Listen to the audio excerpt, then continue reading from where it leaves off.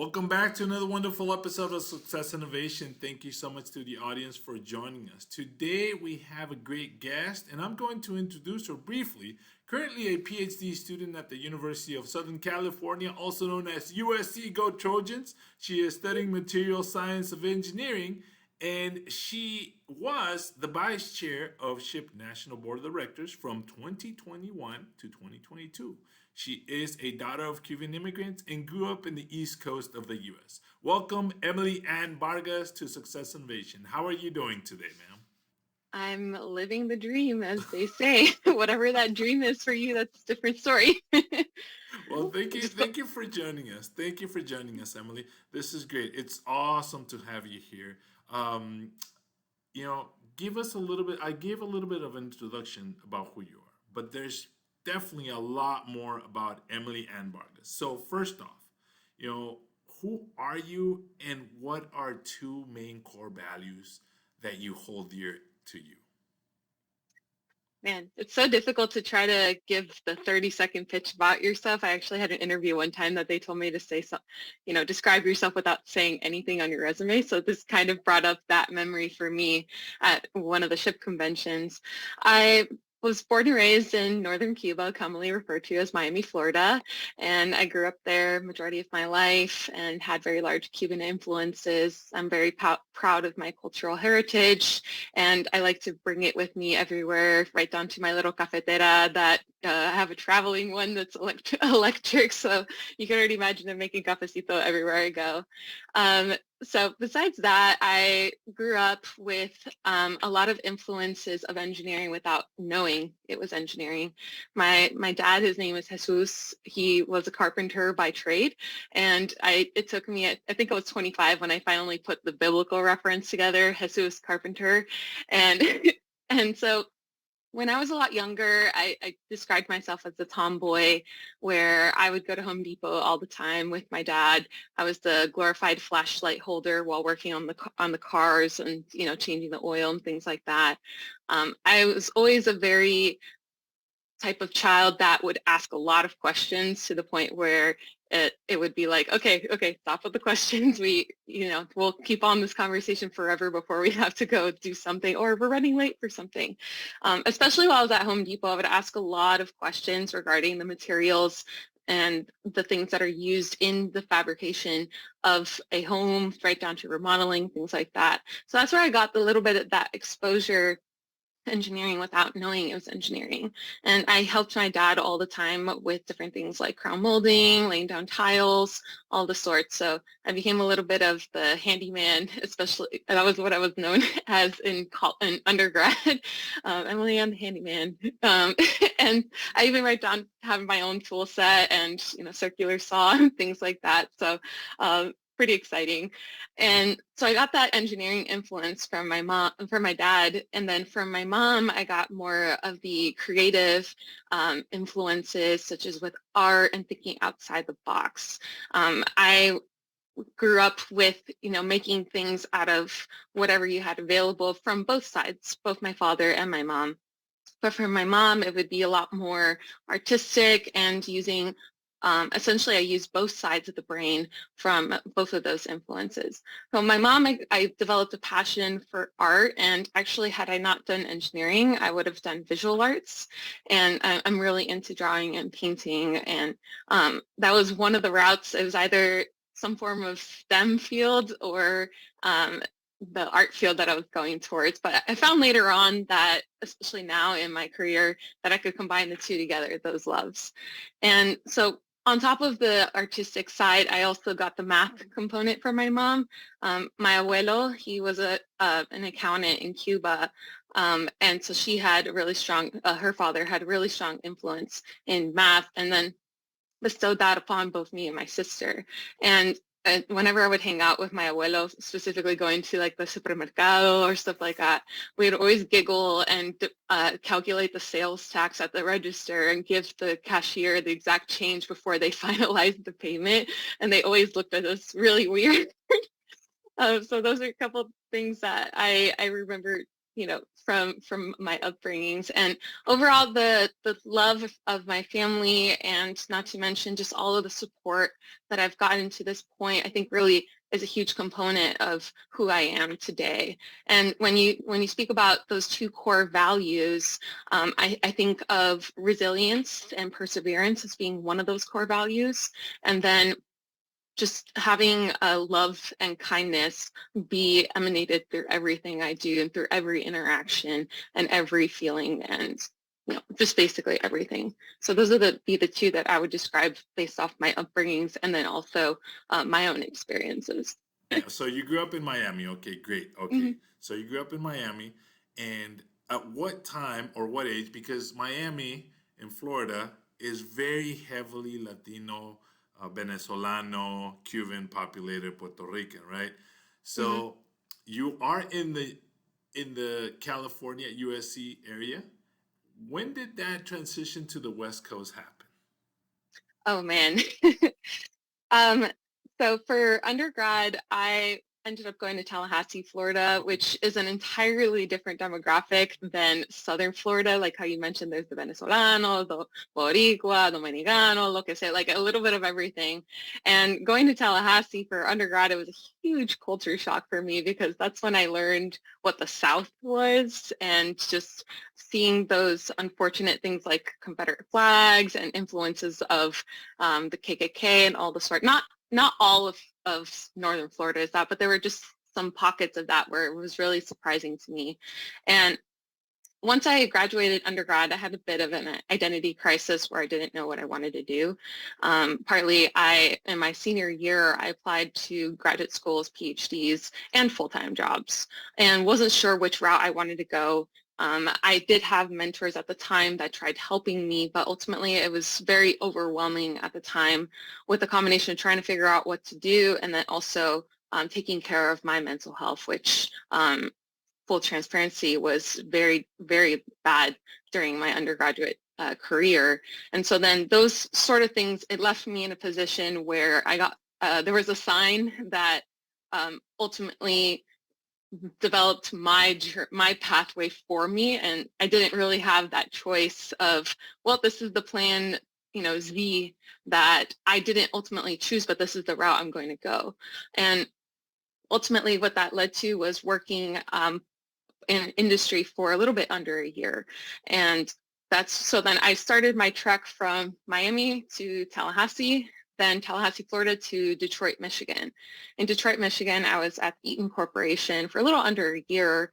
And how I got that opportunity was, again, that Plan Z that sort of came out of nowhere, where on top of applying to graduate schools and full-time positions, I also applied to different fellowships that supported graduate school. And one of the fellowships was called the GEM National Consortium Fellowship. This one not only offers full funding for graduate school, but then also matches you to an employer. And it just so happened I got rejected from a good number of schools that I applied to, got into some, but then I got rejected and disqualified from some of the fellowships for careless mistakes. But the GEM fellowship I did receive. However, you had to select a graduate school as the matching institution in order to receive said fellowship. And at the time, I didn't feel confident or good about making a decision if I wasn't truly happy. And as much as great and prestigious as these schools are, I didn't want to make that choice just because of the societal pressures of, oh, you have to go to this top 5 school, you have to go to this school, because people would be killing for those opportunities. And so then I asked essentially the folks that curated the GEM Fellowship and managed the GEM Fellowship that, hey, I was very point blank with them. I'm super burnt out and my mental health is not great. I wanted to know, is there any way that I can somehow work the employer part of the fellowship and do that prior to graduate school? Because normally that employer, you have to intern for them during your graduate studies. However, I wanted to see if there was any way that I can work and satisfy that component prior to graduate school and make it a long-term opportunity versus just a summer internship that was 10 to 12 weeks. And the person from GEM said, go talk to the employer representative, give them the, what the spiel, exactly where you're coming from and everything like that, and see what exactly we could do from there. We could go forward from there. And so then I spoke to the representative from Eaton, and on top of this, I did have some part-time work with the Boeing company post-graduation, and I wanted to incorporate somehow the combination of Boeing and Eaton in that entire time that I wanted to take off, so then I could, one, breathe, and then two, basically get a good hold of where I want to be and how I was going to get there. And so when I spoke to them, I mentioned, hey, I have this other opportunity with this employer that I have a really good relationship from the past, from previous internships, and I don't want to compromise that. However, I'd be willing to extend that 10-week requirement and that required internship with you all and do even a year's worth of work. And of course, when they heard that, they were a little upset when they said that, oh, you want to choose some other company over us for that internship opportunity. But then they understood a little bit more where I was coming from, not to mention they would get someone with a lot of internship research experience with an engineering degree already for more than they, quote unquote, paid for to be a part of that consortium. And I was really happy that they were willing to work with me. And so ultimately, post-Tallahassee, I packed up everything into my little Honda Civic Coupe and drove to Detroit, Michigan. And I lived there for under a year. Once after that, then I went to Seattle, Washington, where I worked for Boeing for a little bit and continued some of the work that I had done previously. And once after then, in between the Seattle and Michigan experience, I reapplied to graduate school. And to give about dates, references, I graduated undergrad in 2017 and then took that 2017-2018 year off to work for Boeing and Eaton. In that fall 2017, I decided to reapply to graduate schools. And more specifically, I basically evaluated the schools I had applied to previously and had a little bit more of alignment and mentorship of where I wanted to be, what I wanted to go into, specifically composites, manufacturing, and processing. And once I spoke to folks from both Boeing and Eaton and got input, not to mention did my due diligence of speaking to the faculty members and the students, then I was able to narrow down the applications from the 9 that I applied to the first time to 4 that I applied to the second time. And once I did that and everything, I had a really good connection with the University of Southern California, USC, and that actually was a repeated, I guess I have history with USC essentially, where I had known of USC and the research lab that I'm in currently from attending a conference, the Society for Advancement of Materials and Process Engineers, SAMPE for short. And from that, presenting at a research competition with PhDs and folks from USC, seeing that research was really captivating and really interesting to me. However, this was in my sophomore and junior year of undergrad, and USC didn't come to mind as an option to apply for my first time around. And also I had visited Los Angeles for the first time and I said, why am I going to go to this school? That's super dirty around it and it's just a very questionable area. I had heard of South Central and, I've seen documentaries about the area and it just made me question, do I want to be, in school in this area? Not to mention, when I visited my now lab, I guess it was about 10 years ago today, when I saw that and when I saw the lab, I said, man, this place is like just a messy garage. There was so much clutter everywhere. And I was questioning, wait, this is a research lab? How can somebody work in here without going berserk about just things spilled, things just piled up in corners and whatnot? I didn't equate that to being a successful research lab. Once then, it was in the back burner, and then USC came up, and particularly my professor, Dr. Steve Nutt, came up, and that name is very memorable, I think. Nutt is the last name, N-U-T-T. And so then that was in the back of my mind of, wait, where have I heard this name before? Because folks at Eaton and Boeing had brought up my research advisor as having a huge reputation in the composites industry.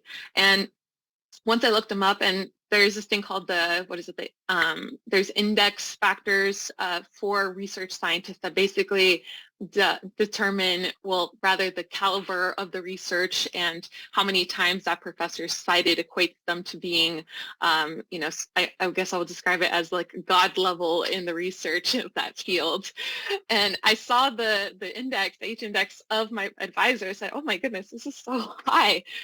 And so then it not only that, but also seeing the relationships with industry ultimately captivated me to want to do graduate school with my professor, because I didn't want to do graduate school with any form of just only focusing on theoretical work. I wanted something that I could actually apply to into industry and to application, because that's what the experience I had, and I saw the importance and significance of even just the smallest of things, focusing on those things in graduate work to now in industry. So once I had those conversations and everything while I was in Michigan and Seattle, I made the decision and visited USC again, and they had cleaned up a little bit since the last time I visited. And ultimately I made the decision to go to USC. I committed to USC, and then I drove from Seattle to LA, and I ended up here in fall of 2018 and have been here ever since. Fall 2018. All right. So throughout that process, you mentioned that you went to the industry, and all of a sudden you rekindle that little flame to go ahead and reapply to grad school. And you said that you had some sort of mentorship and guidance, and you were in the introduction, I mentioned that you were the vice chair of the SHPE National Board of Directors. So I'm assuming SHPE has been instrumental to some extent in providing some of those mentors and guidance for grad school. Can you talk about how and when did you actually encounter SHPE, and how have you seen yourself go and grow through SHPE at this point? Sure. So I actually did a podcast recently with SHPE Out Loud where it was titled Drank the SHPE Kool-Aid. And I didn't realize until listening to the podcast how many times I said Kool-Aid. So I actually learned of SHPE while I was in high school, not because I had a SHPE junior chapter or anything. And for folks listening to this, I don't know what a junior chapter is. It's essentially a chapter of the Society of Hispanic Professional Engineers, but for high school folks to understand about leading Hispanics in STEM and developing folks to enter their undergraduate and ultimately full-time careers later on as successful as possible. But so how I learned about SHPE was when there's a history of me being indecisive. I was indecisive about where I wanted to go for undergrad. I had a few different options and didn't know, well, do I want to stay in the state of Florida, benefit from that in-state tuition, not to mention I had gotten full rides from different institutions. Do I want to go out of state? There were a lot of different factors that I was trying to consider in my decision. But it wasn't until my friend Luis Lopez, whom I'm actually going to his wedding in the next, in a couple of weeks or so, where I had met him through a math competition in high school. And we didn't go to the same school. Our schools were essentially sister schools in Miami area. And he went to Miami Springs, and I went to John A. Ferguson Senior High. And we competed, and I met him, and I had heard while we went to the national math competition in the summer. That just says how much of a nerd I am, doing math competitions in the summer for fun, right? And when I spoke to him, I learned that he went to Florida State. So then that was in the back of my mind before I graduated from high school. And in my senior year, he's 1 year ahead of me. In my senior year, I said, okay, I'm between Florida State, University of Florida, and Georgia Tech. Those were the top schools on my radar. especially for industrial manufacturing engineering, which is what I Googled one day as combining the experiences that I learned from both my father and my mother. And that was the degree that showed up on Google. So I said, okay, I'm going to do industrial engineering. That was the pure logic I had behind it.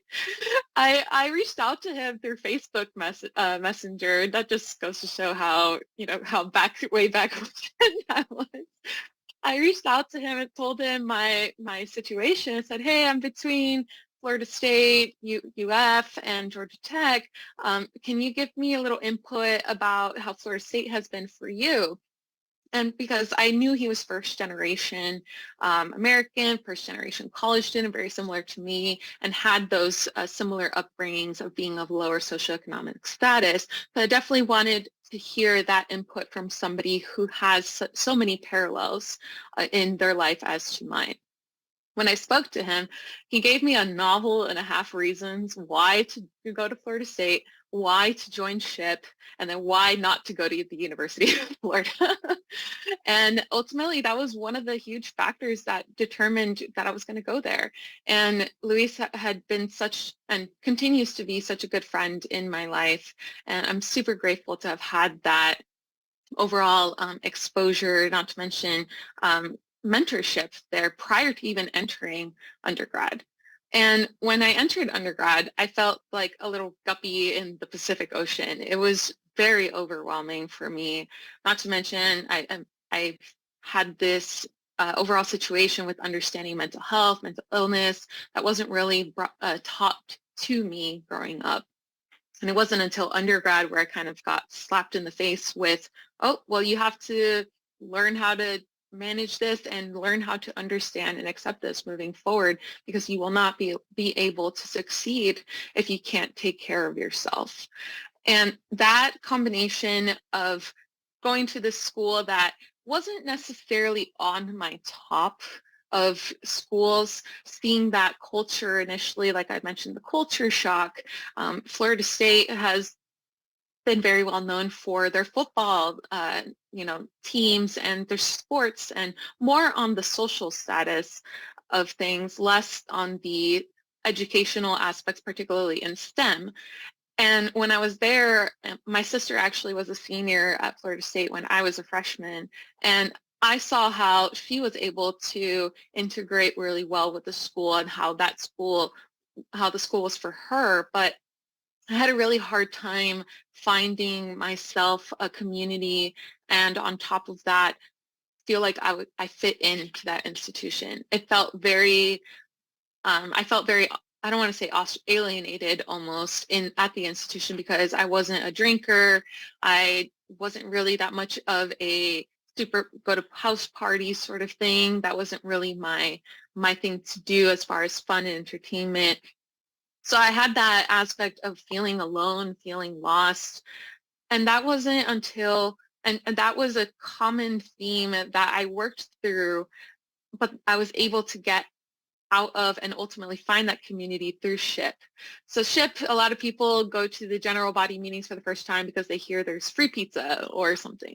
If I remember correctly, there were free empanadas or something. So I said, oh shoot, I have to go to this because, forget the Little Caesars pizza. Let's go get some empanadas.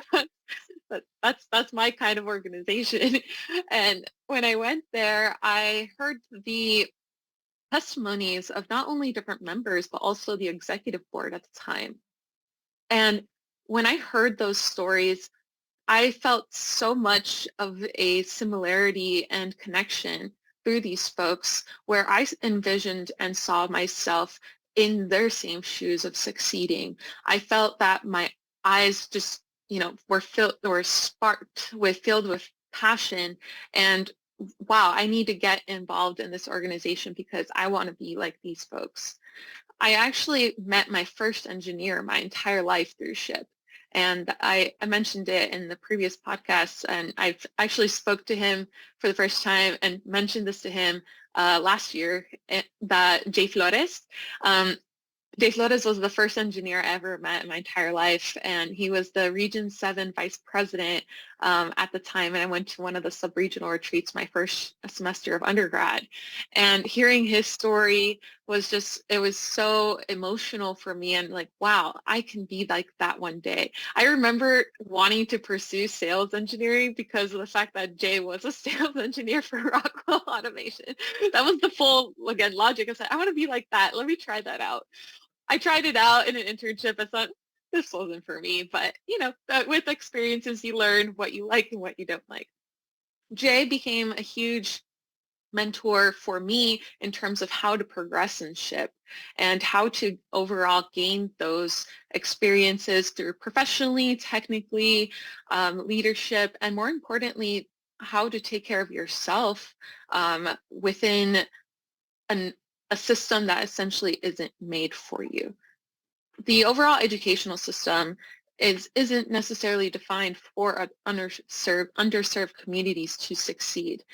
And having somebody that has gone through those adversities, have gone through those challenges, being able to resonate with not only him, but with other folks within SHPE, it really helped me navigate those challenges that I didn't know how to handle. And of course, there are challenges that I faced myself that there wasn't necessarily anyone I could really go for other than seeking professional help outside of SHPE, which that I'm very grateful where I got the exposure, particularly to mental health services, from my physics professor. I didn't know at the time what it was. It was a panic attack, and I spoke to the professor, and they directed me towards counseling services, where I got my first exposure to mental health awareness. And mental health awareness was actually something that I spoke to folks in SHPE and said, hey, this is something that isn't really widely accepted in our community. Is there any way we could somehow integrate that? And that stayed on the back burner of my mind all throughout my undergraduate and different leadership positions that I held through SHPE. I started off as the external vice president my first semester of freshman year. And then I stayed in that position for my sophomore year and was the regional student representative apprentice my sophomore year. They made a brand new position for me. Jay was the regional vice president at the time. They made a position for me because they wanted me on the on the team, and I was super grateful for that and getting that overall mentorship and guidance through not only the ideas that I had on which I didn't know at the time were very strategical, and also understanding the difference between tactical and operational goals and objectives. Moving on through my SHPE career, and then got exposure on the technical side of things. And this is where I got exposure to folks that were pursuing graduate degrees. I had never met somebody in a PhD for engineering until I was in SHPE. SHPE, it was a lot of firsts for me. It still is a lot of firsts for me that I experience to this day. And I would have never gotten that exposure had I not gone to that meeting to get those empanadas. And just thinking of, I don't know how my life would be right now if I didn't go to that meeting. Who knows where I would be right now? And I got exposure to folks and understanding what graduate school was through individuals such as Mauro Rodriguez, Lucas Carreta, Marisa Sanchez, Maria Gutierrez, Andrea Sanchez. I could go on and on by the amount of folks that spoke to me about the differences between a master's degree, PhD. I was exposed to the National Graduate Committee, which was an ad hoc committee at the time on the national level for SHPE. And they worked closely with the graduate member that sat on the national board of directors, which that's when I got that little seed implanted in me of saying, that's something that sounds kind of cool, and I kind of want to go for that. And so there were little seeds planted every step I was in both my undergraduate career and then ultimately in my graduate career. So I went from being the external vice president of my chapter to regional student representative for Region 7, then sitting on the board for the first time as an undergrad my senior year as the undergraduate representative, undergraduate member, and then I applied to graduate schools, like the story I mentioned previously, took that time off, but still stayed involved in SHPE through volunteering wherever I was, be it in Detroit, be it in Seattle, be it on the national level, helping out with the convention and other different discrete and continuous events that happened year-round through SHPE. And that exposure, I kept that SHPE momentum because it was something that I saw really changed my life. And I got it. I understood why people love this organization so much. It was so different from organizations that I was a part of in high school. They have those national levels in organizations during high school, but this was so different because it not only encompassed what I wanted on a technical level, but it encompassed something that is so important to me, having love and passion in everything that you do, particularly the community that made that happen and built that for me. I fell in love with SHPE. I fell in love with material science through understanding it through SHPE. And I fell in love with just everything that I do to this day. It's something that I'm so passionate about, giving back and bringing others along that journey to make sure they succeed. And SHPE is something that, again, there were so many things I was afraid of throughout especially through schooling. I was afraid of taking Algebra 1 as a 7th grader. I was afraid of taking Calculus 1 and 2 in high school. I was afraid of taking those advanced placement classes in high school. I was afraid of doing a PhD, applying to PhD programs. I was afraid of nominating myself for the National Board of Directors, and more specifically, nominating myself for the vice chair role, where I entered the National Board of Directors as the graduate member of the board, but then there were elections for the executive committee to which I nominated myself. I was absolutely terrified to do that, but I wanted to do it, push myself out of my comfort zone, and ultimately it has been one of the most rewarding experiences alongside all these other experiences that have made core memories for not only me, but also have been a part of so many chapters along the way. So when I say I love SHPE and bestow SHPE off on every person that I meet, right down to every single roommate I've ever lived with, I really mean it. SHPE is something that I hold so dear and sincere to my heart. And SHPE is familia. SHPE is that love for STEM, that love and support and passion that I see and that I've seen through my upbringings, through my family, through everything that I've experienced to this day. So, you touched on something very interesting, and I don't think the first question that I asked you is your core values, right? And you mentioned resilience, and you mentioned love and kindness. But those actually tie very well in with the actual four main core values that SHPE holds at the national level, which is familia, education, service, and resilience. So those are the main SHPE core values that are distributed to everybody. And when an individual accepts and understands their own core values and they tie it to whatever organization it could be, and this the advice that I always give to students and young professionals is look at the core values of whatever corporation, whatever organization you're gonna dive into. And if they align to you, they align to your internal core values, you will live and you will be a happy camper and enjoy everything to the fullest. What you explain through that story and the progression of the story is you're talking about the core values that live in you, that align to SHPE, and that have guided you throughout. So that's why you feel so in sync. Now, you went from being a student representative to also now at the latest seat that you actually held, being in the National Board of Directors. That's a big position where you get a lot of visibility, right? And you mentioned that you were afraid, and you mentioned that there was a lot of fear. So when you actually step in, and when you're actually executing, and when you're actually sitting at that table at the National Board of Directors, what's going through your mind Emily, when you're actually there and you're like, oh my God, I made it, people voted for me. What happens and what do you feel at that point?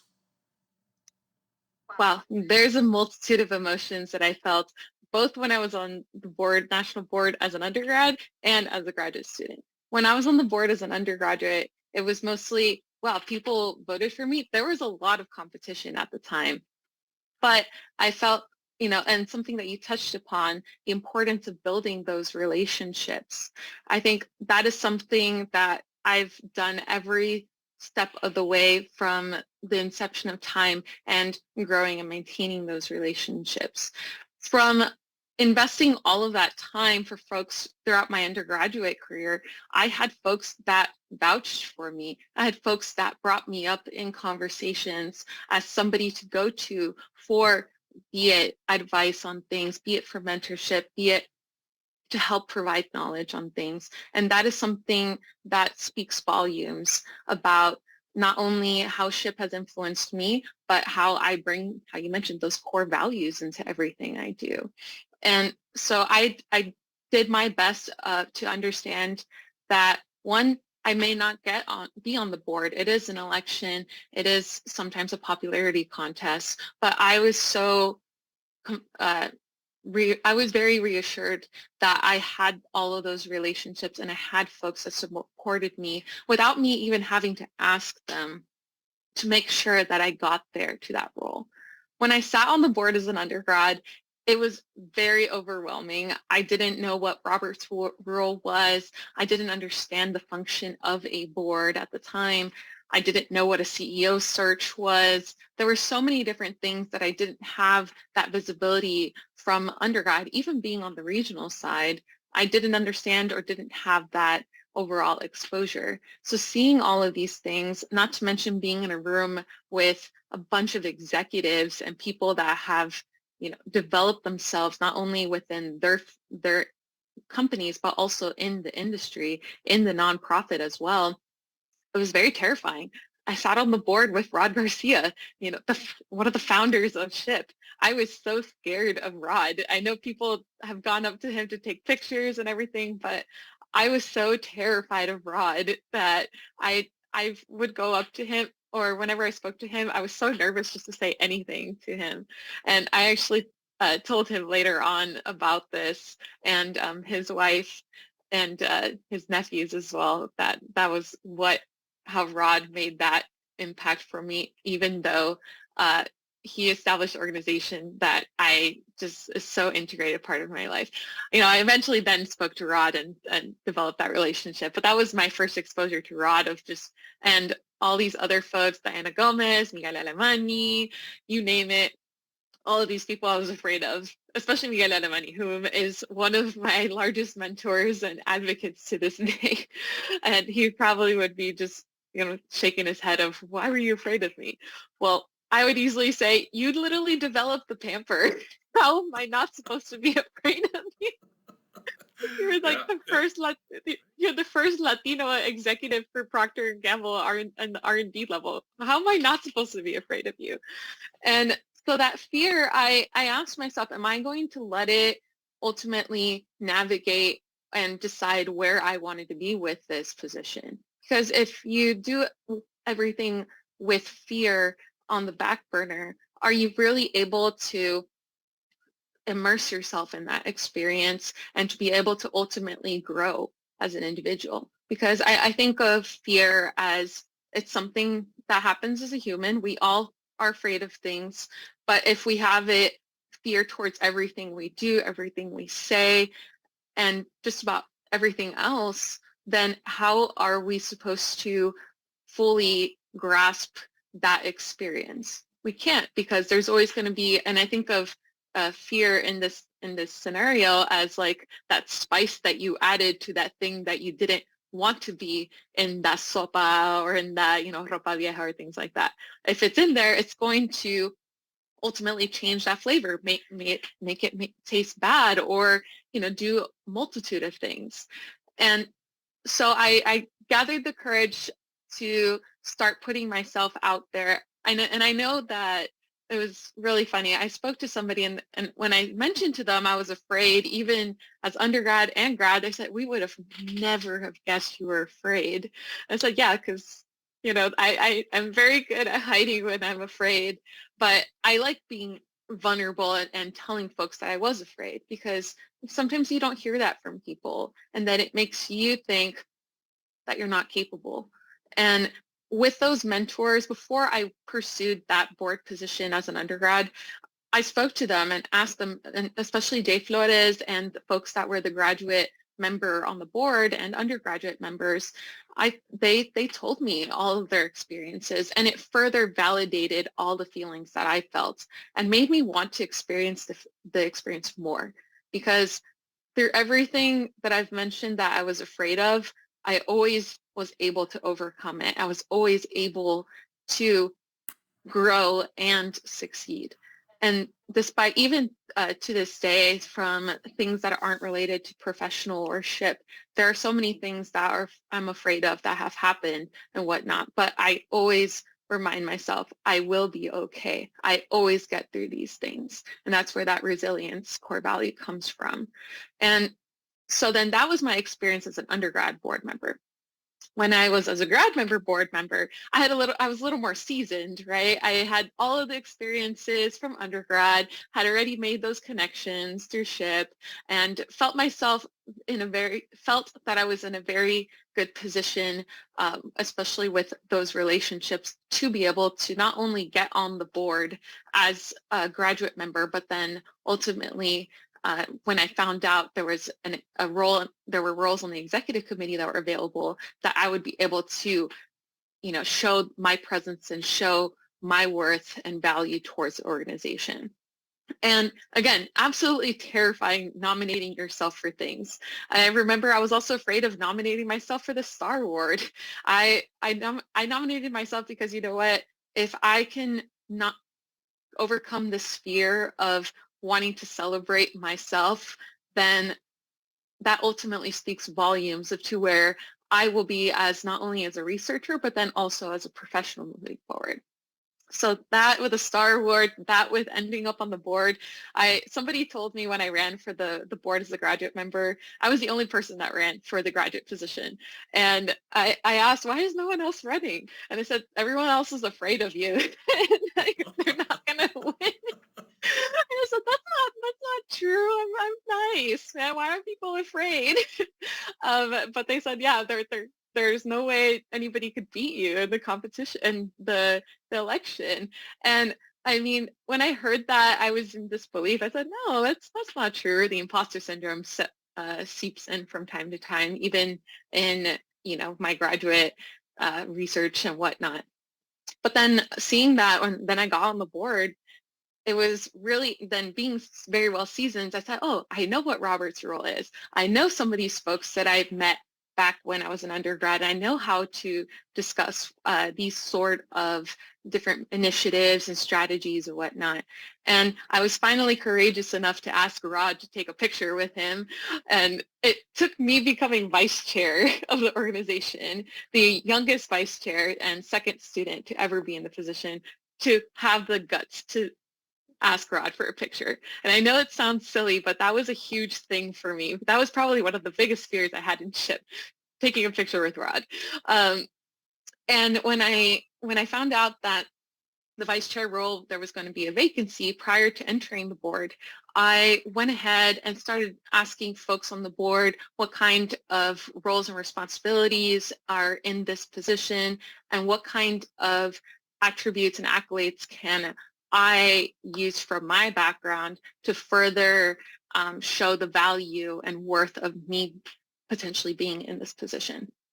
When I had to give my speech to the full board about why I wanted to be in the role and what sort of skill sets I had that I could bring to the organization, not only in this role, but also to the board and nationwide, I felt very confident in all of my abilities. The imposter syndrome went to the side really quick, and I said, yeah, I am good enough. I am worthy. I know this organization.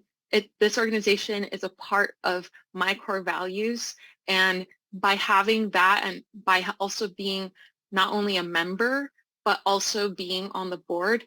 And impossible is nothing. I can achieve and I can succeed in this role. It was terrifying because now you're the youngest person in this position. And if the board chair is no longer there, you become the board chair of the entire organization. Miguel Alemani was the board chair when I was vice chair. I said, whatever you do not retire, do not die, don't do anything because I do not want to be vice chair or chair. Um, I would just be a lot as a graduate student to take on. And so I told her, whatever you do, you can't die. Like I'll be there with in the hospital, making sure zapping you to make sure With the you're defibrillator and CPR. Yeah, right. Yeah. Exactly. I'll do everything. If the doctors don't do it, I'll do it for you. And that position, I did it. I was the chair of the audit committee as well. And learning about all these things, I had barely any experience with audits, and having not only the mentorship from folks that have done audits before, but folks that are in the executive level that understand finances and how those things operate in a nonprofit setting and a for-profit was absolutely just, I can't put a price onto how much that experience changed my life. And I would have never, if I were to go back to little Emily from, that was ayudando a su papá dentro el garaje with like the car and everything. If I would tell him, yeah, you were the vice chair of an 18,000 plus member organization, I would just be like, you're crazy, man. So those sort of things, I think, yeah, you grow where you're afraid. And if you're able to grasp that fear, grab that whatever spice that it is, and throw it in the basura and make that overall recipe what you want it to be, then you're unstoppable. People are going to want to eat that ropa vieja. People are going to know you for that ropa vieja or arroz con pollo, lo que sea. Because that's your recipe. That's what you make, and that's what you bring to the table. Exactly. It's awesome. So, I mean, SHPE has certainly been an integral part of your life, your development, your progression in your career, and you're coming close to the end of, the PhD program, and you see yourself possibly, continuing forward, moving on to the industry. And that's great. We'll definitely catch up and touch base with you in the future. But right now, we're going to go into rapid fire questions. So this means, really maybe one sentence, two sentences, not more than that, as a response. So for this, what's the one question you wish people would ask you, but you never really get that question? Oh man, how are you feeling? Yeah, that's it. Is there In passing, normally people say, "Hey, how are you feeling? How are you doing?" But they never really sit down and really listen to what people respond to. The automatic response is, "Yeah, I'm doing fine. Okay, see you later. Bye bye." And it's just literally a cordial question. Okay, so how are you feeling? That would be a good question. Yep. Another, what do you believe your superpower to be at this point? My superpower it is definitely connecting folks. I feel that there's the phrase, the 6 degrees of separation, or the 6 degrees away from Kevin Bacon. I feel that I'm able to somehow connect different folks from different communities, from SHPE, USC, other random people all together. And that to me is just so rewarding to see and feel. That is awesome. And, that's one of the things that I tell people, because whenever I talk to any students or any parents that are not really in STEM, I tell them, hey, with the network of SHPE, we are literally 6 calls away, or maybe 3 or less, from reaching somebody from Blue Origin, from reaching somebody from Boeing, from reaching somebody from SpaceX or JPL at any given point. If you want to talk to any of those representatives, we could definitely do that, and that goes through the network that we have. So I think that's what you're referring to, that you can definitely reach out to a lot of those people. Obviously, getting to Kevin Bacon, it might take a little longer, but we can actually get there, right? Absolutely.